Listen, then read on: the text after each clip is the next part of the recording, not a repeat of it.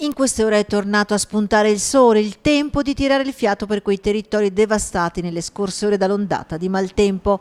Il tempo di uno spiraglio di sole, perché già nelle prossime ore una nuova perturbazione si abbatterà sul nostro territorio con un nuovo allerta meteo già dalle ore della serata, ma soprattutto nel fine settimana, e che coinvolgerà anche Vicenza e il Vicentino. Le preoccupazioni non mancano e l'eco di quanto accadde nel 2010 rimane nella memoria di tutti. Ci sono delle condizioni che fanno richiamo a quanto accade nel 2010, in particolare i venti e la presenza di neve in montagna, molto prematura rispetto ai tempi normali, e la preoccupazione giustamente del governatore Zaia è quella di attenzione, attiviamo i meccanismi di emergenza pronti a intervenire, quindi è un'azione preventiva.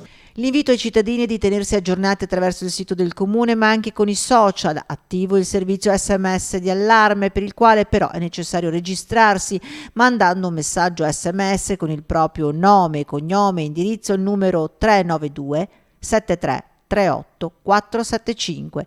In caso di emergenza gli iscritti al servizio riceveranno informazioni sull'evoluzione della situazione. Intanto, nel tardo pomeriggio l'amministrazione ha convocato i soggetti della protezione civile per fare il punto sull'organizzazione ed ha già messo in campo alcune azioni. Stiamo procedendo già con la pulizia di alcune griglie presenti dove ci sono dei piccoli torrenti, dei piccoli fiumiciattoli affluenti poi dei fiumi vicentini, e in maniera tale da non avere sorprese all'ultimo secondo. E stiamo preparando nei magazzini sacchi che possono essere utili in caso di emergenza, con la speranza di non utilizzarli.